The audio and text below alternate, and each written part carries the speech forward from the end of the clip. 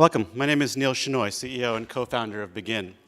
Begin is the combination of two of the most celebrated programs in early childhood, Speakaboos and Homer. And to be more specific, Speakaboos is our program focused on early childhood literacy and pre-reading, focusing on kids 2 to 4 years old, and inspires a love of reading. Homer is our program that teaches children how to read, focusing on children 4 and above. And what we're proud of is that we're the only consumer learning company with 2 top 10 subscriptions in the App Store. And part of that is because we've won every major award in the industry given by parents, teachers, librarians, and the tech community, including App of the Year.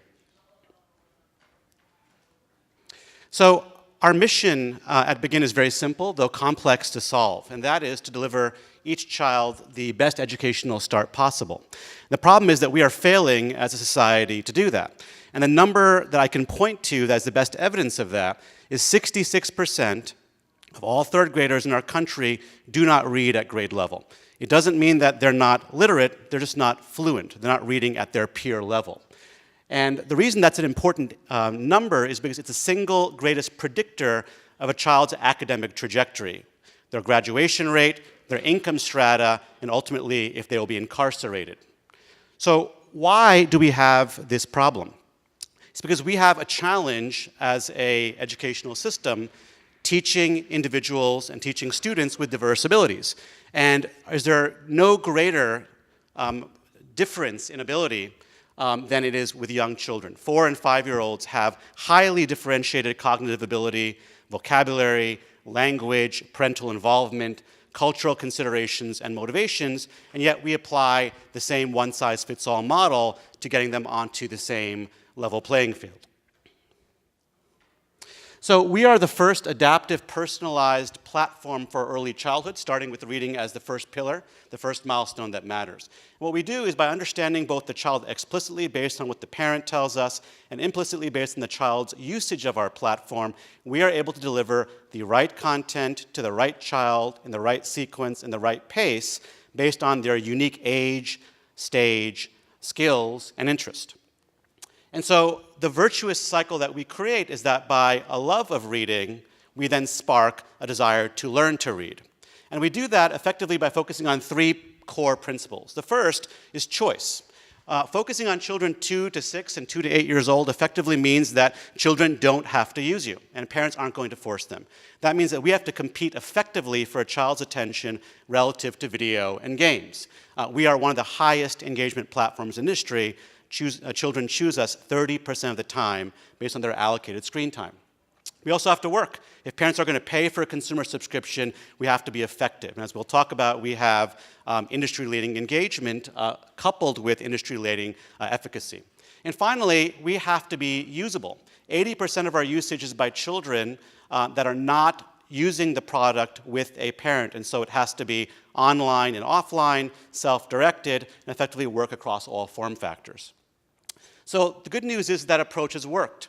For children that use Speakaboos, again, 75% of those subscribers are 2, 3, and 4 years old.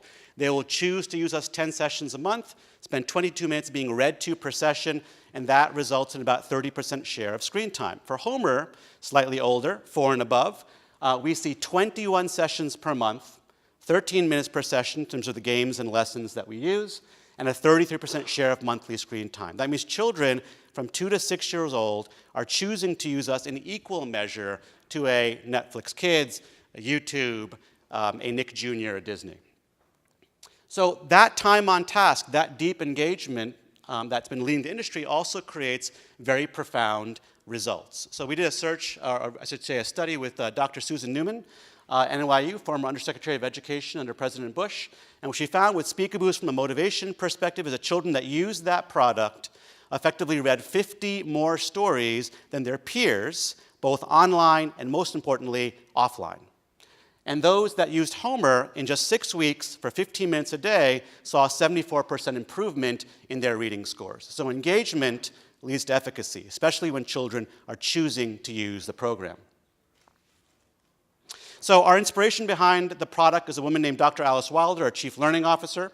You may have heard of her. She created Blue's Clues for Nickelodeon. She created Super Y for PBS Kids. If you ever read Malcolm Gladwell's Tipping Point, her research is the first chapter where she compares the efficacy of Blue's Clues to Sesame Street.